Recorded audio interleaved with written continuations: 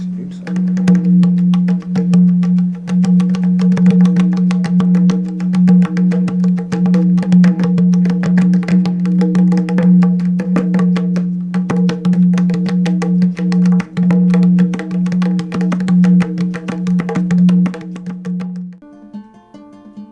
L'hémisphère sud est dominé par les océans. On en oublierait presque l'existence du continent antarctique et des îles subantarctiques, morceaux de terre volcaniques émergeant timidement du vaste océan.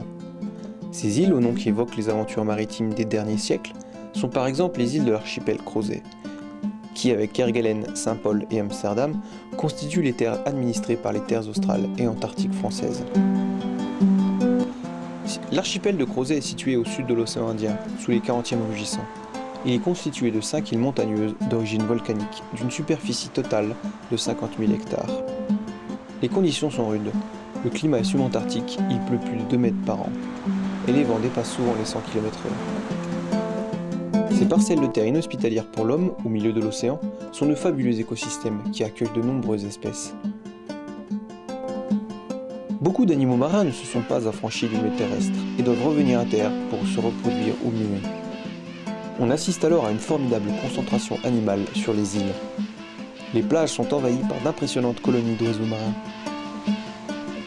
La moitié de la population mondiale de Manchot Royal est présente à Crozet, avec une population estimée à plus d'1 million de couples. Les gorfous sauteurs et macaronis envahissent les pentes et falaises.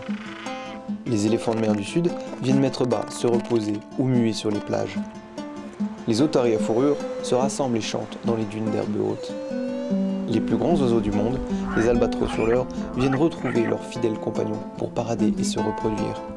Les orques vivent également à Crozet et patrouillent sur les côtes, profitant de cette manne. Ces îles sont peuplées de nombreuses espèces, tout aussi fascinantes les unes que les autres, comme les canards d'Iton, les pétrels géants, les manchots papous, les chionis ou les squats.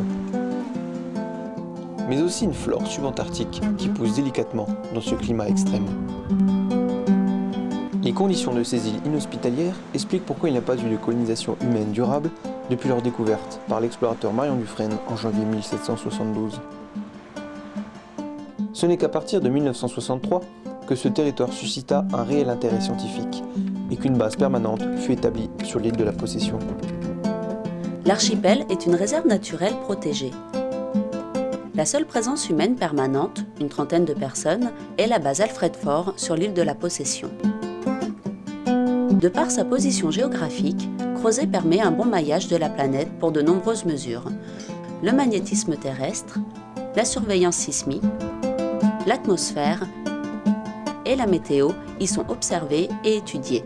Mais cette terre sauvage, cet écosystème extraordinaire est le paradis des biologistes, des ornithologues et des amoureux de la nature. Durant plus d'1 année, nous travaillerons sur cette île. Nous avons été sélectionnés 1 an auparavant par l'Institut polaire et leurs différents laboratoires de rattachement. Nous sommes la 44e mission. Nous sommes partis fin 2006 de La Réunion pour plus d'1 an, voire 15 mois. Étrange sensation de se retrouver ensemble sans se connaître et sachant pertinemment que nous allons vivre ensemble des choses fabuleuses ou au moins intenses, dans tous les sens du terme. Bien entendu, la vie sur base ne se résume pas à la recherche scientifique. Nous vivons dans une micro-société et chacun doit avoir son rôle dans ce petit système. Pendant que nous réalisons notre volontariat civil, toute la base est gérée par un personnel civil et militaire, recruté par l'État. Nous allons vous présenter nos recherches et notre vie sur cette île.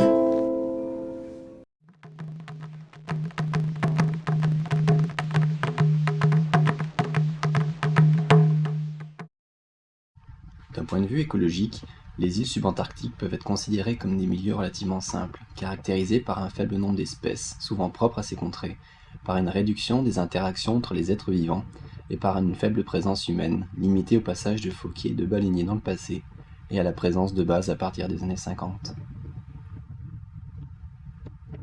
Dans le domaine terrestre, on recense par exemple sur l'île 17 espèces de plantes à fleurs autochtones contre près de 3000 en métropole.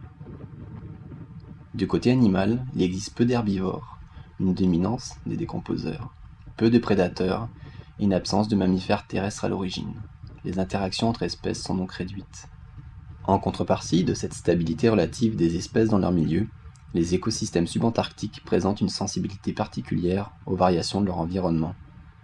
Les perturbations aujourd'hui à l'origine de l'évolution de la biodiversité de ces îles sont principalement les changements des régimes de température et de précipitation qui sont particulièrement perceptibles sous ces latitudes, et l'établissement d'espèces exotiques en liaison avec les activités humaines.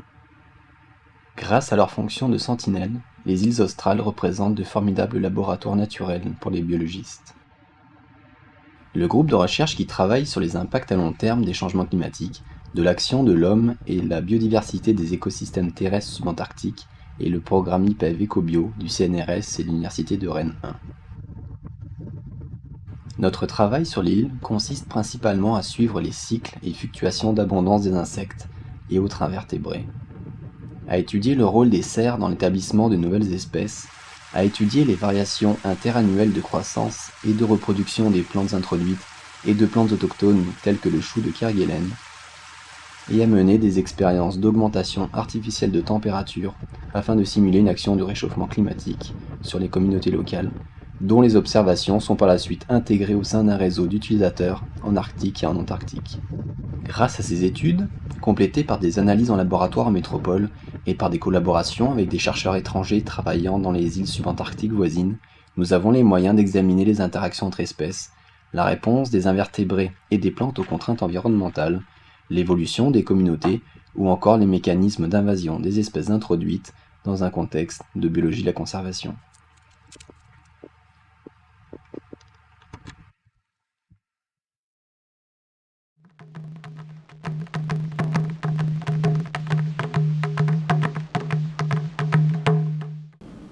Je travaille sur le programme Aérotrace pour le laboratoire des sciences du climat et de l'environnement à Paris et pour le laboratoire d'optique atmosphérique à Lille. Ce programme consiste à étudier les aérosols. Les aérosols sont toutes les particules, liquides ou solides, en suspension dans l'air. Ces particules, qu'elles soient d'origine naturelle ou anthropique, ont un impact sur la santé des populations ainsi que sur le climat. L'effet de ces particules sur le climat est considéré aujourd'hui comme l'un des aspects les plus mal connus du changement climatique. Mon travail ici consiste à effectuer un échantillonnage des pluies, à poser des filtres, à effectuer des mesures d'épaisseur optique grâce à un photomètre et à effectuer des prélèvements d'air. J'effectuerai des analyses de ces différents échantillons par la suite au LSCE. Les aérosols de combustion et les ions constituent près de 90% des aérosols submicroniques ayant un impact climatique et sanitaire. Des méthodes d'analyse thermique et optique sont employées pour caractériser le carbone suie et le carbone organique. L'analyse des ions est réalisée via un ensemble instrumental comprenant une chromatographie cationique et une chromatographie anionique. Les mesures d'épaisseur optique en aérosol grâce au photomètre permettent de caractériser la transparence du milieu atmosphérique. Ces mesures, finalement, permettent d'identifier les sources et de comprendre les processus qui contrôlent le cycle de vie de l'aérosol. Ces processus sont intégrés par la suite dans des modèles de climat, permettant ainsi d'estimer leur impact sur le climat et leur contribution au changement climatique.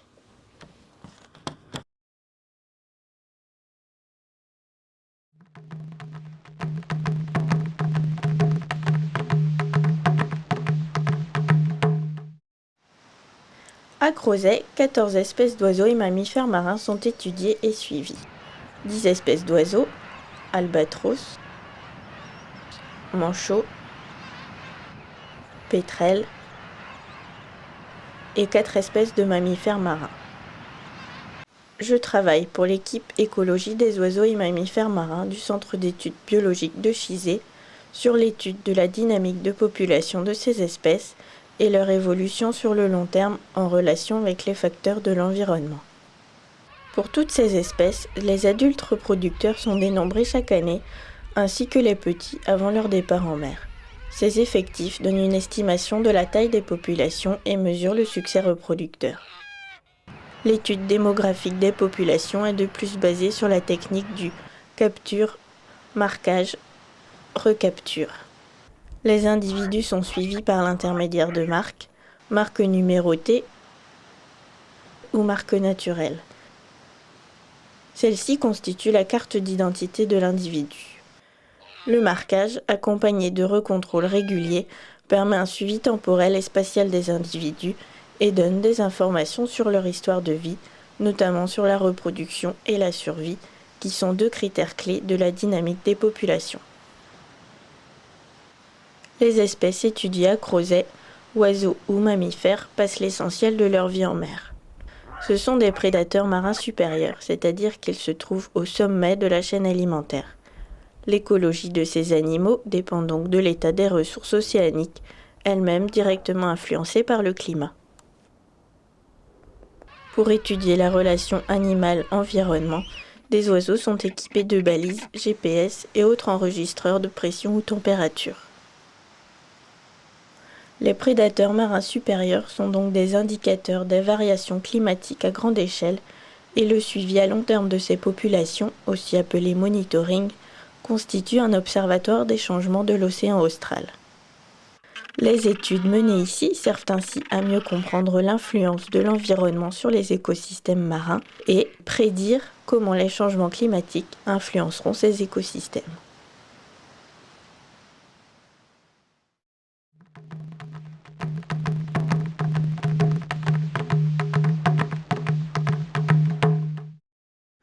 Sébastien est ingénieur électronicien.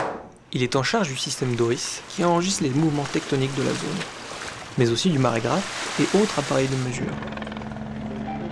Il gère la logistique de l'Institut polaire. Sébastien travaille par ailleurs pour les CNRS de Strasbourg.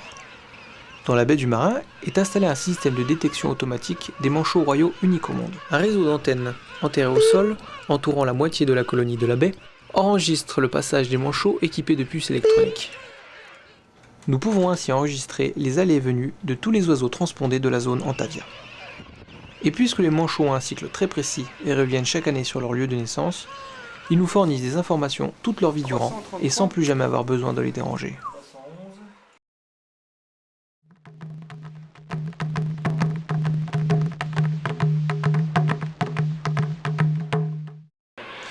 J'étudie l'écologie du manchot royal pour le département d'écologie, de physiologie et d'éthologie de Strasbourg. Ce sont des oiseaux à longue espérance de vie, et qui se reproduisent donc assez tardivement vers l'âge de 5 ans.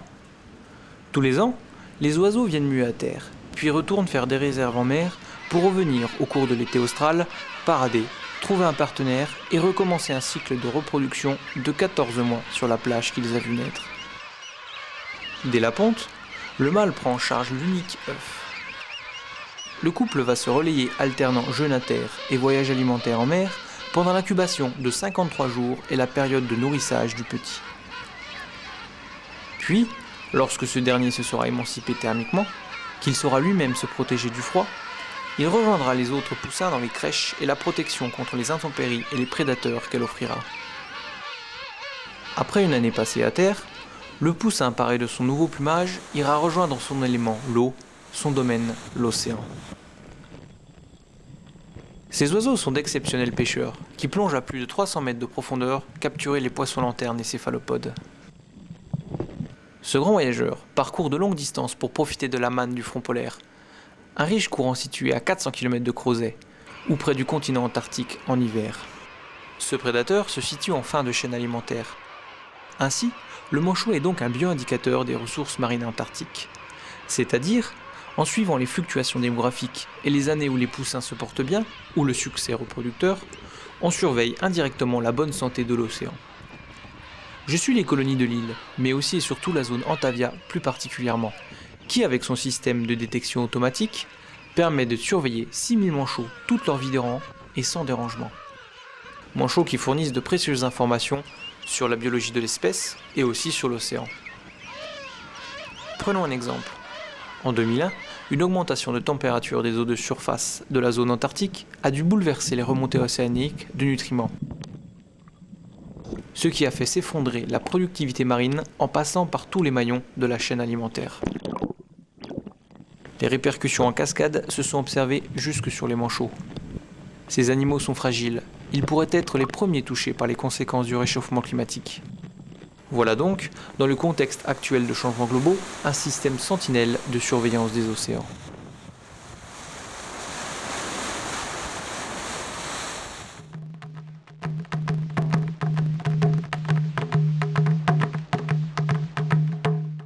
Je travaille actuellement pour un laboratoire du CEPE de Strasbourg qui concentre ses recherches sur la bioénergétique et le comportement du manchot royal. En regardant une colonie composée de milliers d'animaux, on pourrait avoir l'impression de voir une foule homogène avec des oiseaux indistincts. Mais comme chez tous les animaux, chaque manchot est unique. Il y en a des forts, des petits et des plus ou moins agressifs. Il existe un grand polymorphisme. Chaque parent étant différent, on peut supposer que chaque poussin sera élevé différemment et que l'investissement variera entre les couples.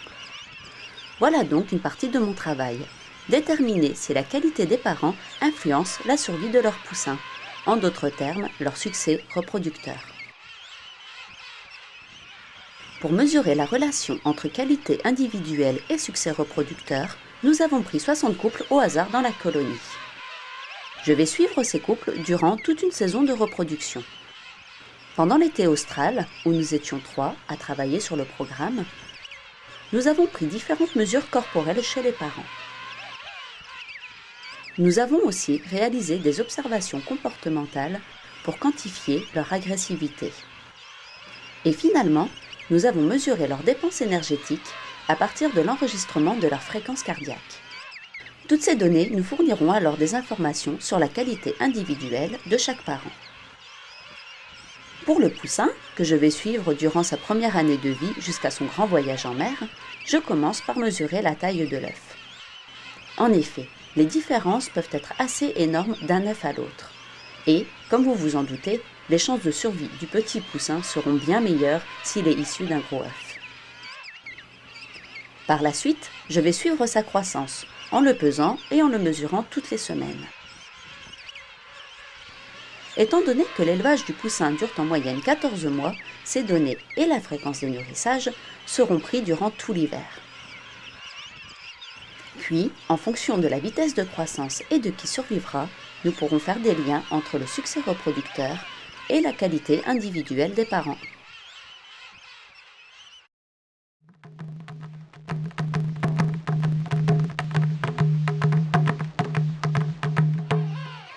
Parmi les adaptations exceptionnelles qu'a développé le manchot royal, il y a son incroyable capacité à résister au froid. Il vit dans des conditions extrêmes avec un climat rigoureux caractérisé par des vents violents qui font chuter les températures jusqu'à moins 30 degrés à terre, tandis que ces oiseaux marins passent 80% de leur vie en mer avec des températures antarctiques avoisinant les 3 degrés. Comme nous, les manchots sont des animaux à sang chaud, c'est-à-dire qu'ils produisent leur propre chaleur, contrairement aux poissons ou aux reptiles par exemple, qui eux dépendent de la température extérieure. Ces caractéristiques, qui est donc de contrôler leur température interne, est définie comme endotherme par opposition aux hétérothermes. Pour ma part, mon sujet d'étude est la thermogénèse, soit les mécanismes de production de chaleur. Je travaille pour le laboratoire de physiologie intégrative, cellulaire et moléculaire de Lyon. Le but des travaux effectués ici est de déterminer quels sont les mécanismes à la fois physiologiques et moléculaires de l'adaptation au froid du manchot royal. Pour fabriquer de la chaleur, les oiseaux comme les mammifères ont plusieurs moyens. Le frissonnement, qui est donc de l'activité musculaire qui produit le plus de chaleur dans le corps, mais aussi l'activité métabolique qui correspond à l'énergie produite en brûlant les sucres. J'étudie donc plus particulièrement la production de chaleur chez le poussin. En effet, au début de sa vie, qui est exclusivement à terre, le poussin manchot est recouvert d'un épais duvet marron qu'il perd lorsqu'il a 1 an et qu'il part affronter le froid de la mer pendant plusieurs années. La transition entre l'air et l'eau est un réel choc. L'eau étant plus conducteur que l'air, les déperditions de chaleur et la consommation d'énergie sont plus importantes dans l'eau. Pendant cette période marine de sa vie, le manchot devra s'adapter afin de réguler sa température. Notre étude a pour objectif de mesurer le métabolisme de ces poussins dans l'air et de l'eau à différentes températures. Nous suivons leur consommation d'O2, leur rejet de CO2 et leur battement cardiaque, l'électrocardiogramme, mais aussi les mouvements musculaires à travers l'électromyogramme qui permet de déterminer si l'animal frissonne et produit donc de la chaleur. Nous cherchons par ailleurs à quel moment de la vie du poussin s'exprime une étonnante protéine de fabrication de la chaleur, l'UCP, celle-ci étant présentée indispensable chez cet animal du froid. De plus, cette même protéine pourrait avoir des applications dans le domaine de la santé humaine.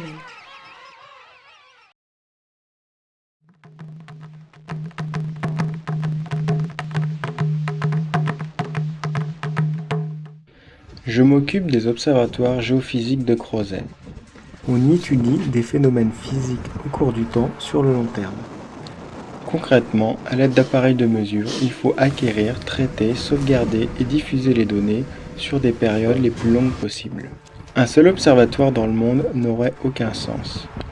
Le but étant de comprendre les phénomènes qui se passent sur Terre, il faut placer judicieusement le plus d'observatoires possible à travers le monde pour affiner les mesures et mieux comprendre les phénomènes étudiés. Nous avons ce que l'on appelle des réseaux d'observatoires.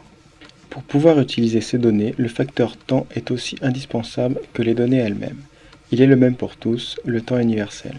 L'océan Indien où l'on se trouve est une partie de la Terre où il y a très peu d'observatoires, car on ne peut mettre d'observatoires permanents que sur des terres émergées comme Kerguelen, Amsterdam et Crozet.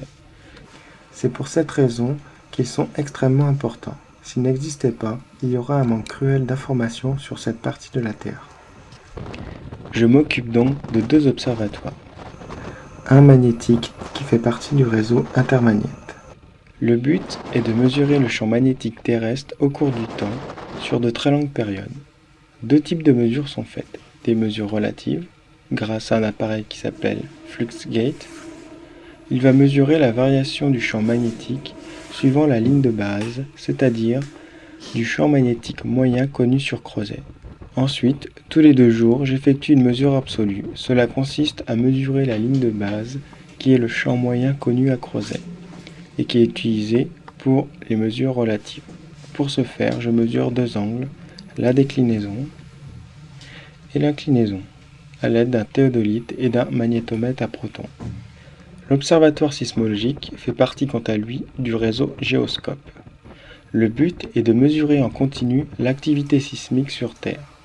Pour ce faire, 3 sismomètres mesurent en permanence cette activité sur les 3 composantes spatiales. Pour chaque séisme identifié, une distance et un temps origine est calculé. Lorsqu'un tremblement de terre majeur a lieu, supérieur à 7, je dois envoyer le plus rapidement possible mes sismogrammes à Strasbourg afin de les transmettre à tous les labos sismologiques mondiaux. Le partage de toutes ces données avec la communauté scientifique mondiale est indispensable pour mieux comprendre les phénomènes sur Terre.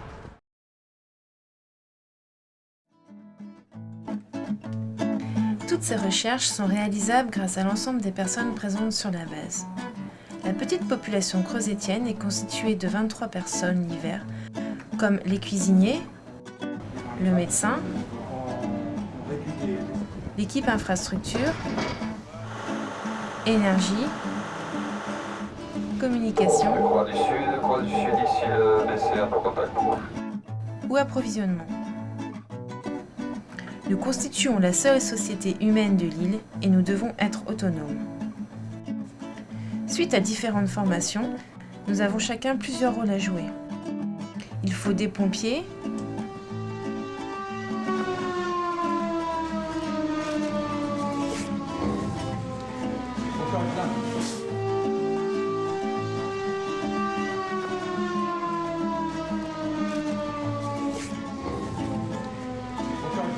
Il y a une particularité aussi, il faut essayer d'agir par à-coups.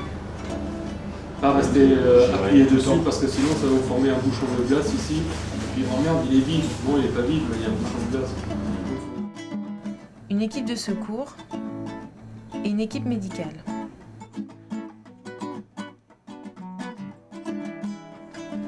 La vie en petite communauté au fil du temps et des affinités créées s'apparente à la vie de famille.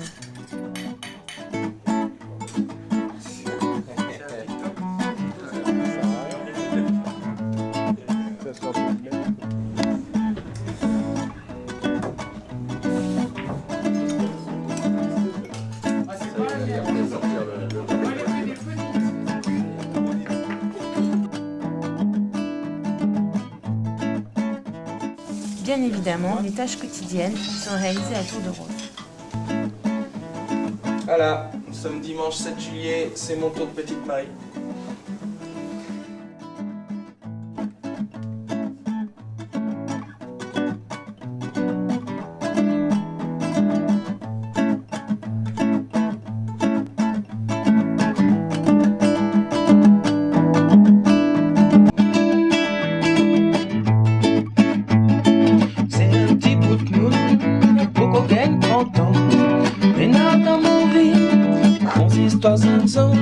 Voilà des bacs ici pour occupes animaux et qu'un peu la nature, pas tout comme garniture. Oiseaux, otaries, manchots, nénas pour soigner, sera un peu mon vie que ma laisse ici. Oiseaux, otaries, manchots, nénas pour soigner, sera un peu mon vie que ma laisse ici. En ce pays l'Afrique qui nous avait creusé, là le vent pour souffler, l'océan glacé, et si de temps en temps, soleil la pour péter, plie pas ton paletot, la pluie peut tomber, les oiseaux, otaries, manchots, nénas pour soigner, sera un peu mon vie que ma laisse ici. Oiseaux, otaries, manchots, nénas pour soigner, sera un peu mon vie que ma laisse ici. Avec mon résonne, il travaille sous la pluie, mais il reste dans la zone, travail il n'a pas fini, bon talon la partie, hier soir avant minuit, à moi m'y reste ici, bateau la finale, oiseaux, otaries, manchots, nénas pour soigner, sera un peu mon vie que ma laisse ici. Oiseaux, otaries, manchots, nénas pour soigner, soit un peu mon vie que ma laisse ici. Moi c'est un petit bout de moune, n'a pas qu'au gagne 30 ans, nénas dans mon vie, ta consistance d'un sang, voilà des bacs ici, pour occupes animaux, et qu'un peu la nature, pas tout comme garniture. Oiseaux, otaries, manchots, nénas pour soigner, c'est un peu mon vie que ma laisse ici.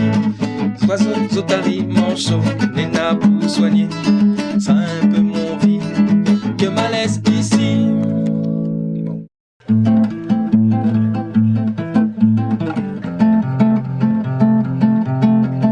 Laissez-moi vous conter cette histoire d'un petit manchot. Il a quitté un jour de pluie entre midi et minuit. Il a cru qu'il était là, comme au paradis, mais au milieu de ses amis, rôdaient ses ennemis. Son nom était Petit Piou, ne mangeait pas que des cailloux, il veillait attentivement le retour de sa maman. Son nom était Petit Piou, ne mangeait pas que des cailloux, et il veillait attentivement le retour de sa maman. Dans un beau jour d'hiver, après une tempête, Petit Piou courait dans la Manchotière. Il courait à perdre haleine pour se réchauffer d'une nuit à trembler, à se protéger. Son nom était Petit Piou, ne mangeait pas que des cailloux.